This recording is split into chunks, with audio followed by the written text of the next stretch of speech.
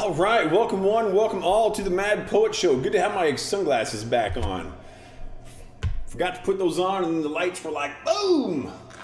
This is why musicians wear sunglasses on stage, because the lights be bright. All right, we got Therese is in. Obscure Mysticism Cults. Yes, the Riffs have arrived. Mom and Dad, thanks for being here. Tom, welcome. Anyone else who may be out there in Mad Poet Land, thank you for spending your time on my show. I do appreciate it. Since I got my parents here, I was going to send them a text tomorrow. Next Wednesday, I will be doing a cooking stream, and I'm going to be making the coffee cake that you sent for Christmas. So tune in for that. Wednesday at 3 p.m. Pacific time zone. We'll be doing a coffee stream. Tom will like that we will be doing some slide guitar in that one. And we're also going to be playing Faded Age, which is a song about 21 minutes long, which will be just about right for the cooking time on the coffee cake. And it's an interesting song because of the way I wrote it. And what I did is I used the chords F, A, D, E, D, A, G, E in some way all the way through the song. So the chords in the song spell the title of the song over and over for 21 minutes. And it was a very fun project to work. That was back, I think that's my 31st album where I did that one. So yeah, tune in for that, please. That should be fun. That'll be up in the kitchen. And for those who may not have seen it yet, we do have the bottom part is no longer wood colored. We've got that all covered up with black boards, and I feel like the lights look a lot better in here. The window will be covered up one of these days soon, and that's kind of my last bit of that. So that's what's going on. And tonight we are playing my 55th album. It is called The Patron Saint of Murderers. This particular album title came from a video game called City of Heroes. And one of the character descriptions described the character as the patron saint of murderers. So I sent that other player a message saying, I'm gonna call my next album The Patron Saint of Murderers. I don't know if they ever had a chance to check out the album. I hope they did. Don't even know who that person is, in fact. But that's where it came from. And that is also the title of this next song, The Patron Saint of Murderers. Lots of harpsichord in this song, which always makes me feel very good. It makes me think of Lurch from the Addams Family, who was awesome and also a great harpsichord player. There was that one episode where his harpsichord got sold, and he was a sad giant butler. So this one's going out to Lurch.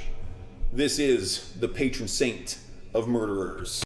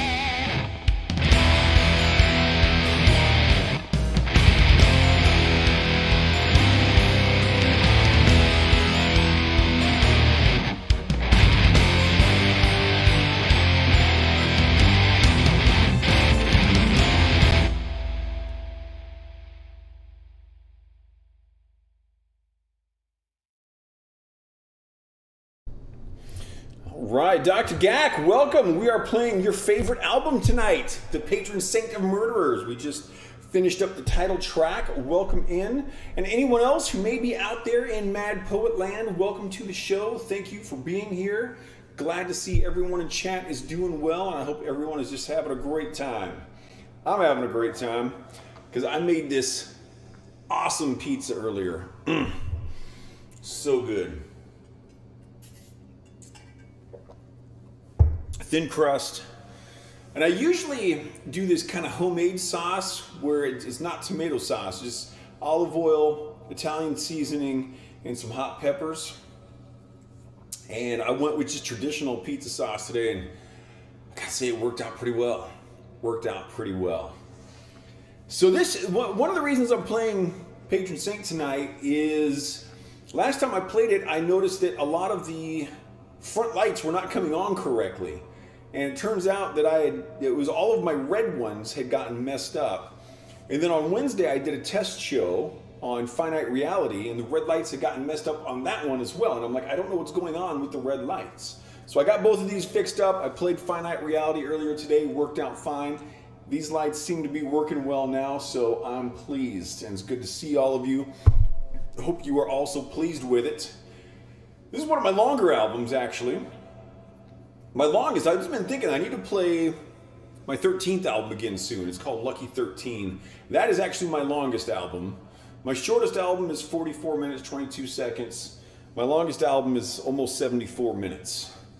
And so that one, I do need to do some work on the lights there for album 13, but that won't take too much to get that up and running. So we're going to do that soon. That's on the list of albums to work up for the new light setup. Yeah. This is fun stuff. Thank you again all for being here. Let's play some more music. This is in the same key as the last one. E Phrygian. Well, what do you know? Let's do this. This song is called Stained with Sin.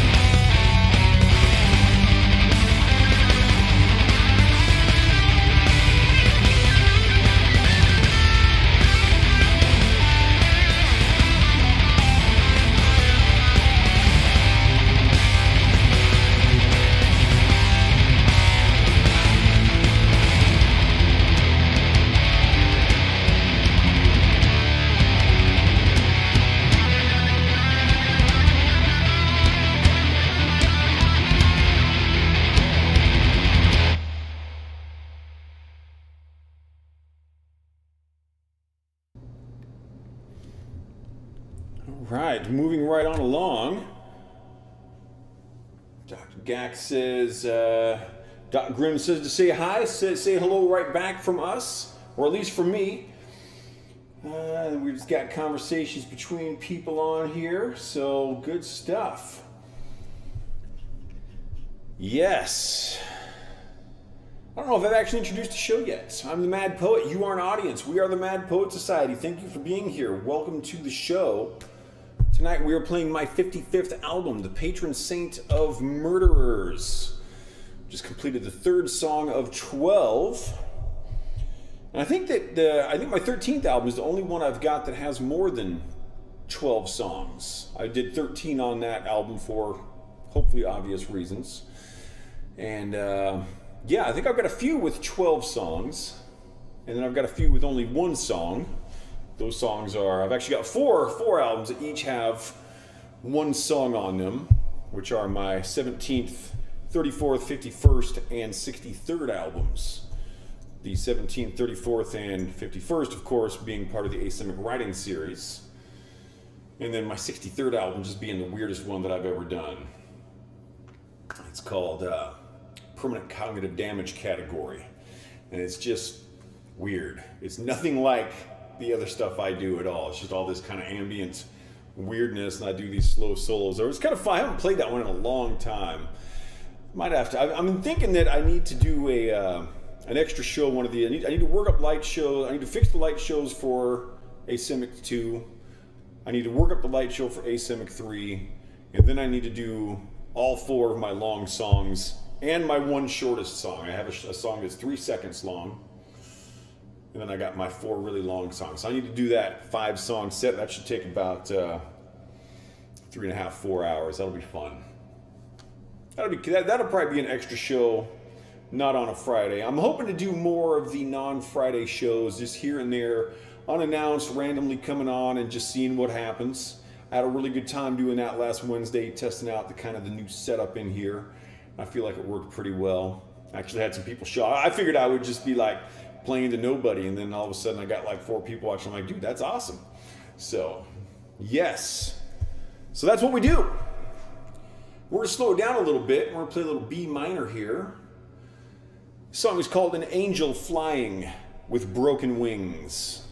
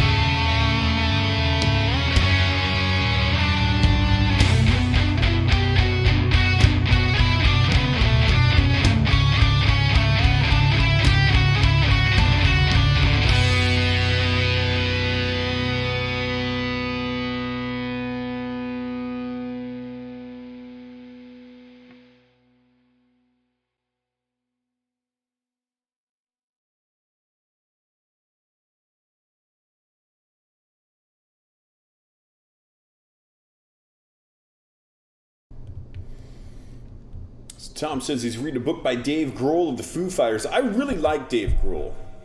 I actually became a fan of Dave Grohl and then became a fan of the Foo Fighters. Because I'd heard some of their music and I'd actually taught a couple of their songs. I always thought they were really good. But then I heard some interviews with him and I'm just like, man, this guy is really cool. And there was one particular thing. I've worked with a lot of musicians at a lot of different levels, beginners to expert, professionals, amateurs. And one thing that's very consistent is musicians, I'm going to put that one in quotes, musicians don't like playing music. Real musicians, they love it. But the people who just want to be called musicians, they don't want to practice. They don't want to have to learn anything. They don't want to put forth any effort, and it's really tough to work with. And so I was listening to this interview with Dave Grohl, and he was talking about the album Wasting Light, which is really good. And on that album, they recorded everything. I'm pretty sure they used Jack Endino on this, who I've also met. He was the producer. He's a cool guy. He wanted to do everything on analog tape. And it wasn't like this, oh, I'm too good for digital thing. He's like, I want this to be about 4 guys in a garage playing music. So he brought in all this analog equipment and they're just recording in his garage. And he said, no part of this album is going to touch computer. I think that's very respectable, just the way he did it. And so at one point, they were in his garage and they got all this record company executives and stuff. So they're recording this and they're playing, I don't know which song it was, but they're playing back one of the songs and this tape starts shedding, which basically means it's falling apart because it's old tape. And the record executives are freaking out. Oh, Dave, we're going to have to back it up to a computer for safety purposes. And Dave's like, hey, why don't we just play the song again? And right there, I'm like, okay, this guy gets it. And that's something that I've really struggled with a lot of musicians is it's like, why should playing a song be a hardship if you're a musician? It drives me freaking crazy. And Dave gets that. And so that's when I really started to like Dave as a person. I started listening to the music and I'm like, yeah, I can totally get into this. And then I watched his documentary, Sound City, which is really well done. And yeah, just a cool guy, very cool guy. I really like Dave. So I hope that's a good book. Very early, yeah, that's true. I've seen him talk about that. He practiced drums by tapping his teeth. That's awesome. Oh, and yeah, Tom Sawyer, the song by Rush, which is so okay. We got to talk about Tom Sawyer now, not the book, but the song. The book is also great. I'm a Mark Twain fan as well, but if you listen to the song Tom Sawyer by Rush, I'm going to play the guitar part for you.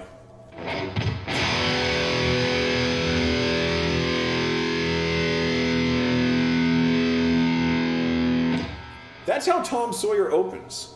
But if you listen to it and you think, there's so much going on right here. And it's because of the hi-hats, the way that Neil Peart is manipulating the hi-hat. And the bass is just following, just open. I mean, you can't even get me on a copyright infringement and say, oh, he played Rush. It's like, no, it's a chord. It's literally, and Neil Peart just totally makes that track happen. It's absolutely incredible. You take the drums out of that song, and it would no longer be a good song because it would just be like this really boring thing. And yeah, very, very cool how they approached their music. And Rush is crazy in another way. Okay, so there's 2 notes that you can play together in music called a tritone. As you can hear, they're very dissonant. Popular music is almost always written in 4/4 or 3/4. Instrumental music almost never gets radio play. And then along comes Rush in the early 80s and writes a song called YYZ, which is rhythmically based on the Morse code for those letters, YYZ. They open it with a tritone in 5/4. It's 40 years later now, and that song still gets played on the radio, and it's an instrumental. That song, in my opinion, is one of the greatest anomalies in the history of rock and roll music. The way it happens should not have happened. It's absurd what they accomplished with that particular piece of music. It's just crazy. And that's on the same album as Tom Sawyer. It's a brilliant, brilliant album. It's called Moving Pictures. That was the first music I ever heard by Rush. And I've got a lot of good things to say about the band Rush. So, yes. And his dentist told him to stop doing that. Yes.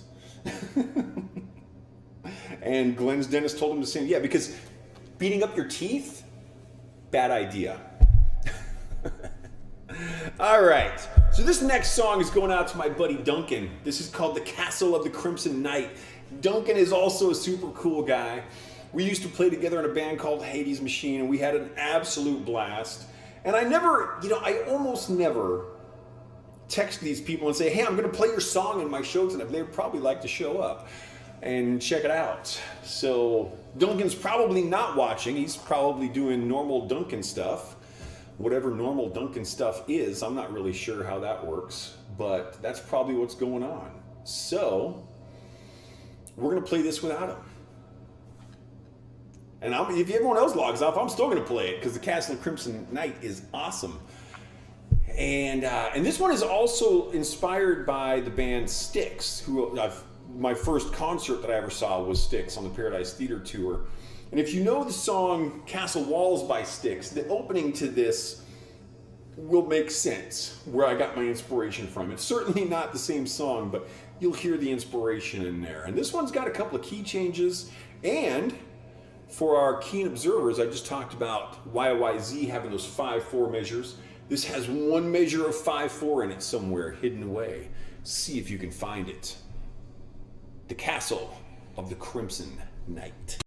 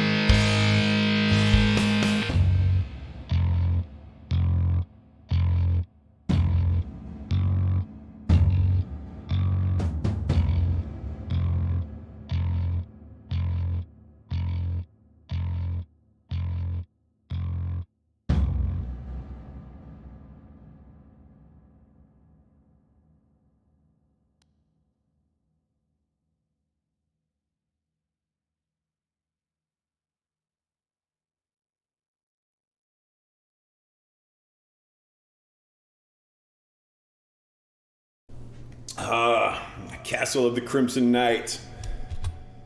Good stuff.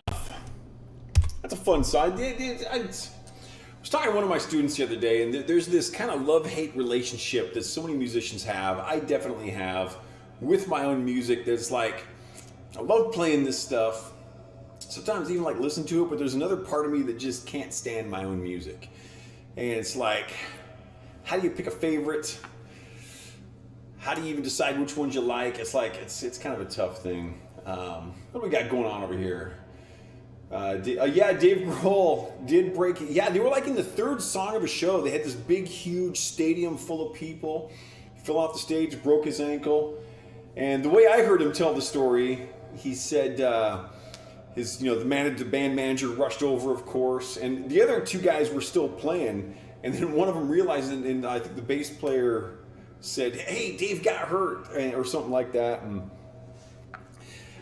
so they stopped the show, and yeah, a doctor came up and held his foot. He said to his manager, "Give me a glass of whiskey and let's keep the show going." Because it's exactly like you guys point out here. He's just like, there's all these people showed up and they've heard 2.5 songs. I'm not going to just stop a show. And so he kept going. And then you got artists like Bieber who, "Oh, my tummy feels bad, I'm going to cancel my show." No, man, you got tens of thousands of people out here waiting to see you. You find a way to go on, you little punk. That kid, he needs to be punched. But Grohl is awesome. Yeah, he makes it happen. It's very, very good stuff. All right, Gak, thank you very much for the compliments. Really, really appreciate it. And Tom, everyone who's enjoying the show out there, I feel like I'm not actually all entirely on top of my game tonight. So I'm glad that it's sounding good to you guys. And that's always something as a performer, you're like, okay, what do I do with this? I'm not going to be like Bieber and just be like, "Oh, I'm not playing well enough, I'm going to give up." And no, because I'm not going to be a little punk like that. Certainly don't have the audiences that Grohl and Bieber have, but that's okay. I'm still going to do my best with it. I was talking to another buddy of mine, Steven, who sometimes comes into the shows. He's more commonly in the noon show. He'll be in chat a little bit. We were talking, and said, I would rather have my personality than Yngwie Malmsteen or Justin Bieber's audiences and money. I'm willing to not have their money and audiences to also not have their personalities, because they're just not good people. So, yeah. Book's called The Storyteller. I may have to look that up. I recently read a book by David Byrne, another musician. Some people may be more familiar with him as the lead singer of Talking Heads. And they had some pretty good notoriety in kind of the 80s and 90s. They were not a huge band, but they were well known. And David Byrne is a really sharp guy. The book is called How Music Works, and it's not like any kind of a biography or anything. It's actually, well, it's got some biographical stuff in it, but it's mostly about the history of how where we play shapes our music. So like we often think that we had these musicians writing these huge orchestral pieces, so we had to write these opera halls for them to be played in, and that's not what happened. When we really look at the history of music, we see that the places that we've played have shaped how we create the music. And I think that's 100% of play. It really made me think about what I do here, because the type of show I'm doing is suited to this environment, to this being in a room on my own, setting up the way I'm set up has very strongly shaped the way that I write music. And it's really interesting to think about. It was like one of these things where one of my students told me he was reading the book, and I'm like, I'm gonna check that out. It sounds intriguing. And it was the kind of thing where it's like, this doesn't really surprise me, but I've never really thought of it this way. It's just a very intriguing way of looking at it, and very enjoyable. So I may have to check out the Dave Grohl stuff. That sounds pretty cool. I've been rereading The Hitchhiker's Guide to the Galaxy recently. I just started in on the last book. And then I think I'm going to, last year I read the first half of Musashi, which is a Japanese classic. It's a classic on par with, it's often thought of as the Gone with the Wind of Japan. And it's huge. By word count, Musashi is almost half the length of the entire Harry Potter series. It's a big freaking book. But it's cool. It's really well written. When I got sick in December, I was like, I can't read any more Musashi right now. So I think that's what I'm going to jump into next. But I'll look up Storyteller and get that on put that into my Kindle and have it on the list. But right now, I'm not going to do that. Because I'm going to play another song. Excuse me.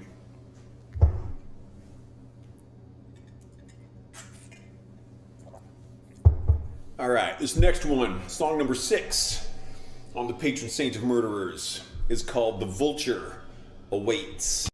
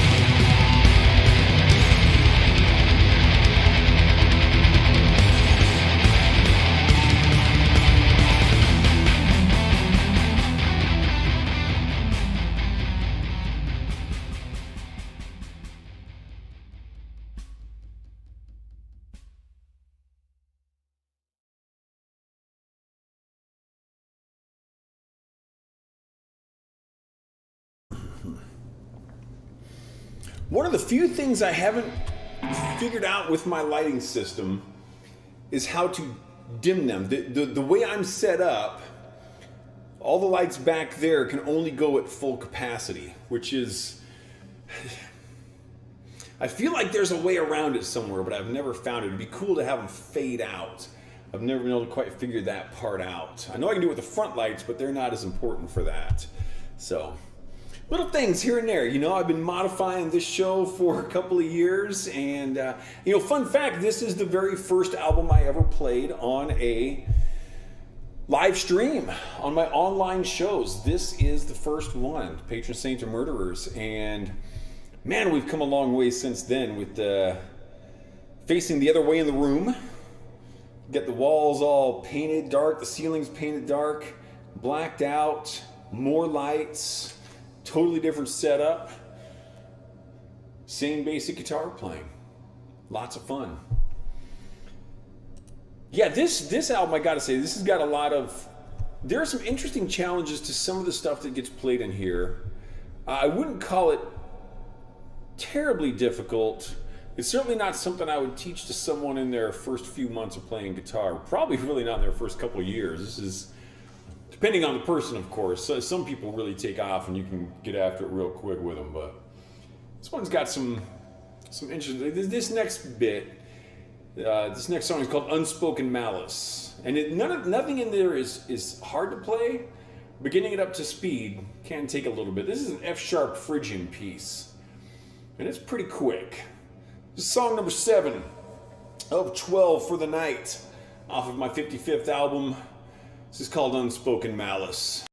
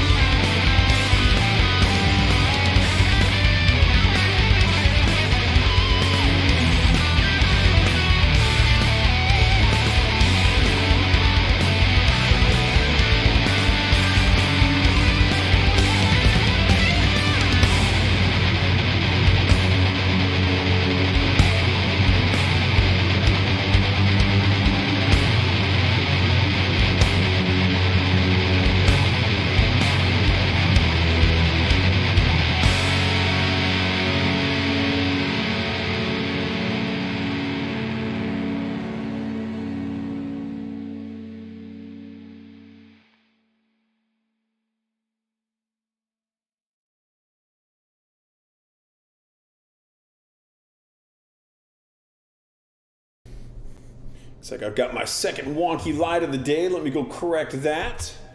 I shall return. BRB.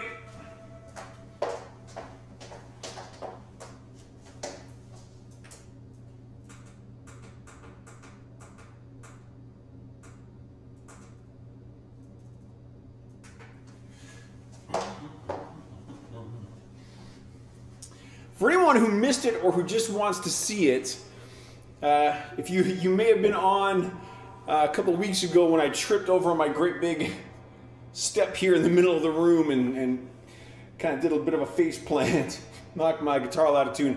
There are clips of that up on the Discord if you want to go see it. Sarah clipped them out from the YouTube video and it came out really good. So feel free to go check that out. If you're not a member of my Discord, feel free to sign up. Not terribly active over there, but that's because of me, because I'm not generally active on any kind of social media, because I'm this silly introvert who just sits here doing my own thing. That's kind of how my life works.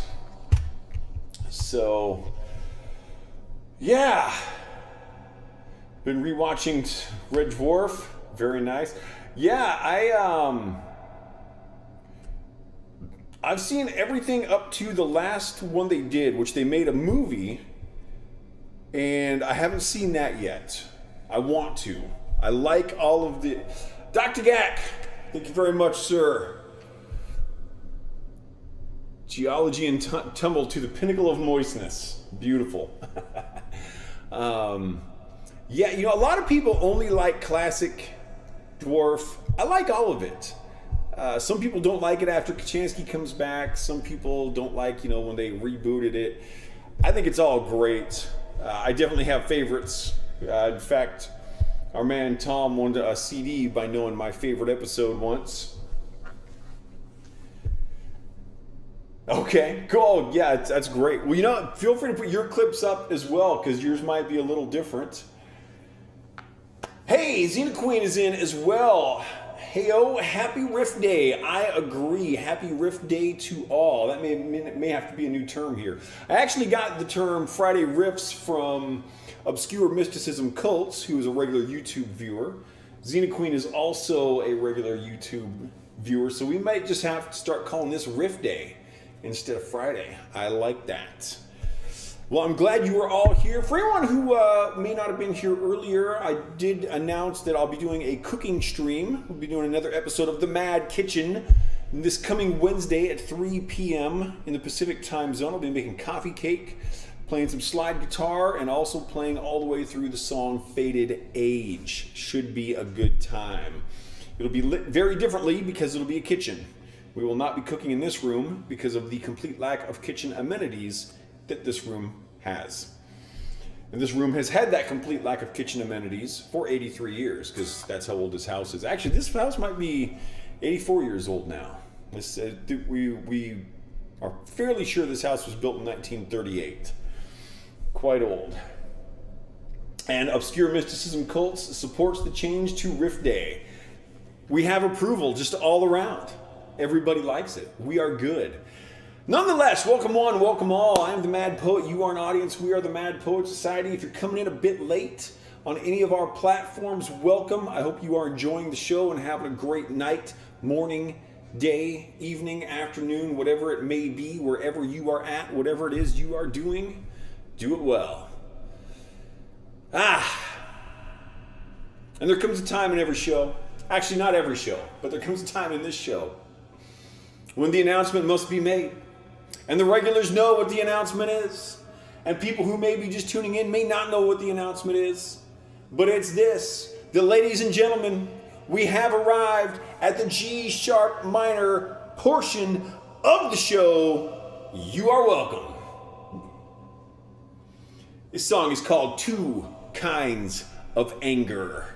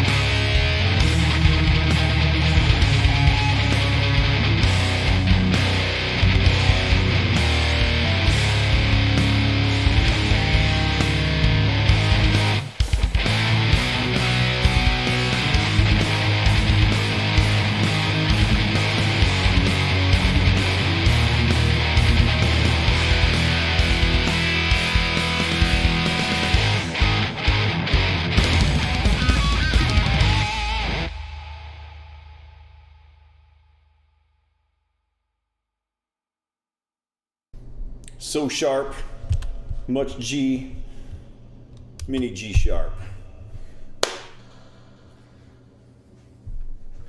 Somebody got jinxed. It's riff day. Yeah, you had to spell it with one F, and dyslexics will be able to join right in. Dyslexics of the world, untie! Oh, it's such a dork. All right, we're slowing down a bit here. We're gonna get into some C minor. Those notes there. Might use some other ones as well. It's kind of what I do. The song is called Blessed Are the Wicked.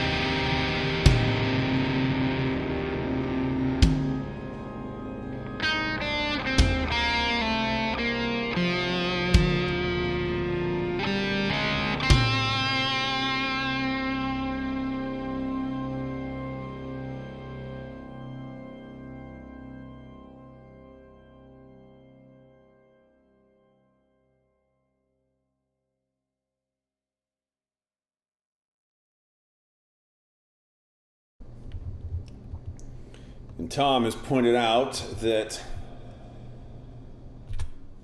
the agnostic dyslexic insomniac lies awake at night wondering if there is a dog. sometimes you just have to think about these things when you can't get to sleep. I actually am a slight dyslexic, and it's not bad. It's never been debilitating for me. I know some people have that very badly, but I'll just like be reading a book and I'll read a sentence like that doesn't make any sense. What? And I'll read it again. I'm like, that's because that's not what it said.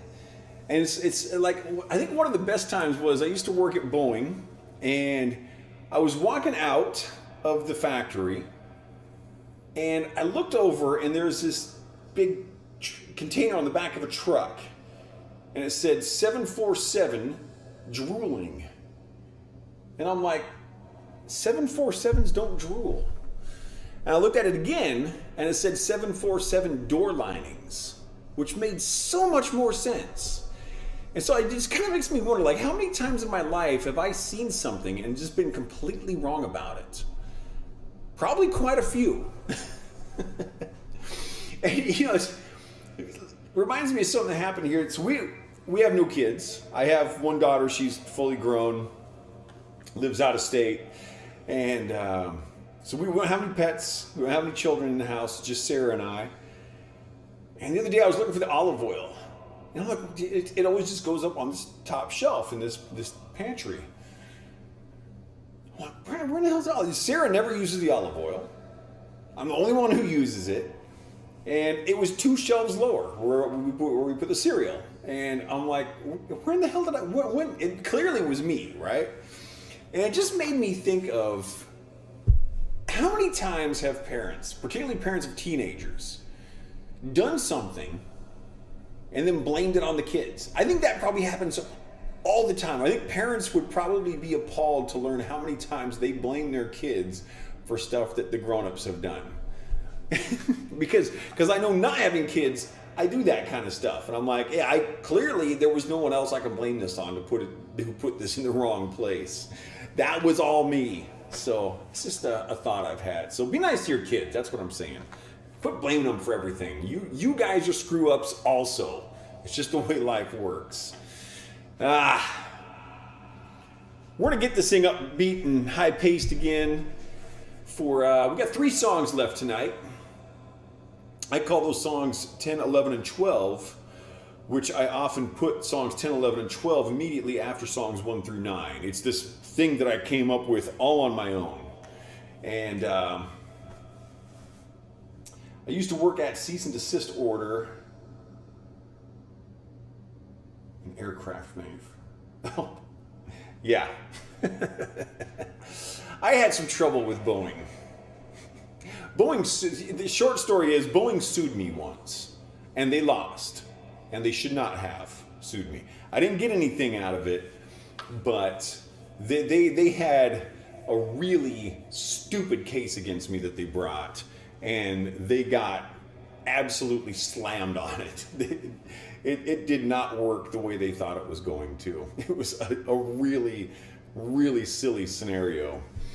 And that's a long, long story we're not going to hear tonight on my stream. So, but yeah, Boeing sued me and they lost hard. I had an attorney take it on pro bono because it was just so stupid. Yeah, it was entertaining. Hopefully this next song will also be entertaining and we'll blow some more smoke into the room. This one is called 6 Scars.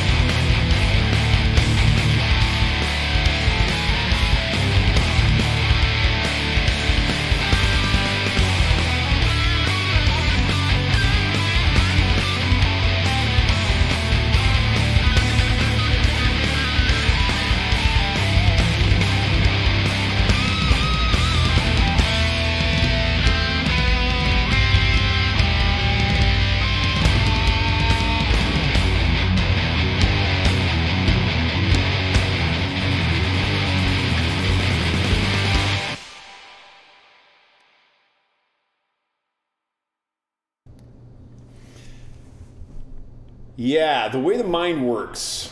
I want to, I turned my lights off. Where am I at here? Let's try this again. All right. Man, I'm a dork. I like it. So, I was just talking with one of my students about this earlier today, about the weird stuff that the brain does. So, I don't know if you guys will be able to hear this through internet connection, different speakers and stuff, but there's this weird phenomena that goes on in music. And so if we play an A note, that vibrates at 110 times per second. If we play the E note above it, that vibrates at 165 times per second. 165 minus 110 is 55, which is the frequency of an A note 1 octave lower. And when we play those two notes together, you can actually hear that lower note, that 55 hertz note. And here's the crazy thing. When you take frequency measuring equipment, that note isn't actually there. That note is only in our brains. And they've actually done experiments where they've put, isolating headphones and put one of the notes into each of the sides, and our brains still get that 55 frequency. Or, and it can be done on any chord. It doesn't have to be, the math is just easy on those two. Yeah. Brains do weird stuff. Brains are weird. Brains are squishy. Driving Eastern Washington and saw a sign for the Y Cafe. For the life of me, I tried to pronounce it. Turns out it was the Y Cafe. Yeah, I'm not familiar with that one. I'm out here in the Eastern Washington area, but I've not. Well, Eastern Washington is a very large area. There are many square feet of land in the eastern half of eastern 2/3 of Washington. Because really, the Cascades are nowhere near the halfway mark of Washington State. So there's a lot of area out here. I'm not familiar with that one in particular. Cool. And yes, sometimes the brain just doesn't work. I get that one too. Often. Quite often. All right, so this next song is called Voices of the Soulless, and I've talked about this before, but maybe not everyone's heard the story. Maybe you want to hear the story again. I'm going to tell it either way. But basically, this song, sometimes you sit down to write a song, and you get this idea in your head, and it just doesn't really quite end up being what you thought it was going to be. This song was the opposite. This song came out exactly like I wanted it to. This song, I feel like I just nailed it. I really like the way this one feels. It came out correct. I like the way that the synth voices sound in the back, the voices of the Soulless synths. Yeah, this one came out exactly like I've had a few of those that I'm like, yeah, that's exactly what I wanted. Brains are Squishy from Confusion. Confusion, for those who may be wondering what Teresa's talking about, is my first album. And actually, Brains Are Squishy is a song that was supposed to go on Confusion, and it didn't. That song does not appear on the album. I did release it as a demo, and if you want to hear the demo, you can find it on the Death Sonnets EP, which is available on my website and on Bandcamp. And it's moist. Yeah, when I was doing that first, so I use drum samplers on everything you're hearing. I don't have I can't play drums like this. I don't have access to anyone who can play drums like this, particularly like when I'm putting out an album a week. There aren't many people around that can keep up with that kind of schedule with, their own lives and stuff. So but on that first album, I did use live drummers. Glenn, who is Dr. Gatkin here, his brother played on that album. Excellent drummer. And also another gentleman I was introduced to who's named Braden, who's both those guys were just excellent to work with. I've had really good luck with I've had really good luck and really bad luck with musicians. I've had more good luck than some musicians have, but I've been pretty lucky with some of the people that I've worked with on these things, and yeah, good experiences. But I looked around for another drummer. Both of those guys were too busy to do Brains Are Squishy, and I actually talked with Ben Smith, the drummer of Heart, and I was going to hire him to do that because Jerry and Braden both worked free. Ben Smith was not going to, but Ben and I were talking on the phone, and he was talking about, he's done some real complex progressive rock type stuff before. He didn't think it'd be a problem. I'm like, okay, let me just play this song for you. So just right through the phone, I sat there, I plugged my amp in, I played this song. It's like nine and a half minutes long. I got back on the phone with him, and he's just like, wow, there's a lot going on there. And he ended up not taking the gig. So I never did it. So I ended up doing the demo with sample drums many years later, and it's pretty cool. Someday I will update that, and there's a video that I want to film for it that I may or may not be able. There are a couple of actual music videos I want to make. We'll see if I can ever pull those things off. That's another question.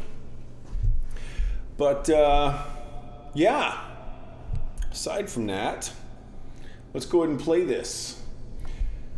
This is Voices of the Soulless.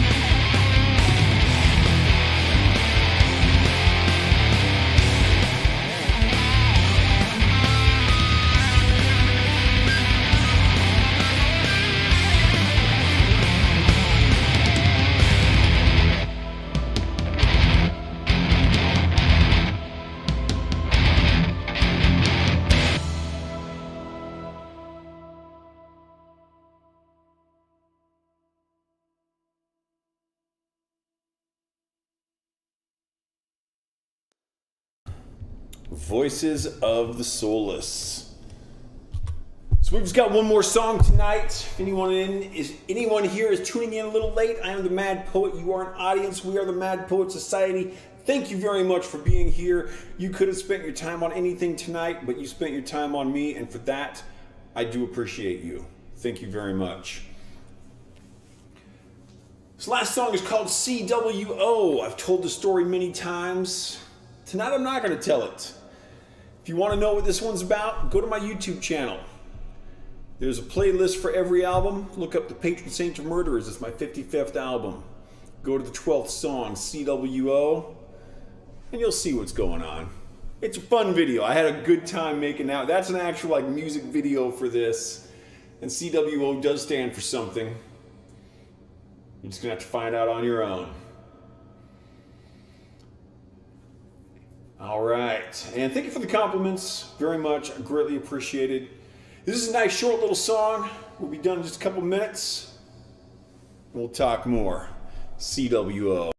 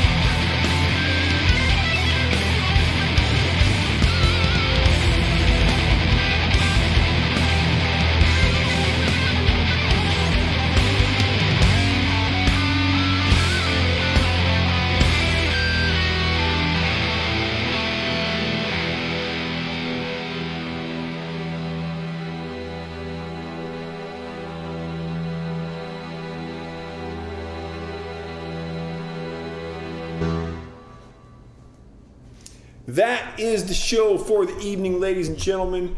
Thank you very much for being here. Thank you for any new followers.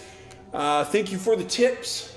Very much greatly appreciated. If I missed anyone in chat, if I missed any new followers or tippers, my apologies. You are appreciated. Thank you very much for being here. We will be back next Friday at noon and 8 p.m. in the Pacific time zone as per usual. We will also be on next Wednesday at 3 o'clock p.m. Pacific time zone. That's going to be a cooking stream. Horde after WWTF. Whoa, this is dope. Thank you very much for coming in. If you're just catching the stream, that was my last song, and I hope that you caught some of it. We do this every Friday, like I said, at noon and 8 in the Pacific time zone. If you're coming in late, my apologies for being at the end of the show, but I do hope you enjoyed it. We will be doing the cooking stream on Wednesday, and like I said, I'm going to try to start throwing in more random here and there streams off of the Fridays, so stay on the lookout. If you are following on any of these websites, subscriber on YouTube or follower on Twitch or on, Nemo or Nono or Vaughn or Picardo or Facebook or any of the, I'm streaming to like 12 different sites right now.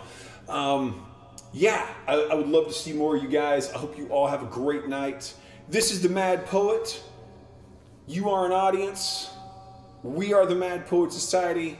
I'm signing off. I look forward to seeing you again soon, and I'll see you on the other side.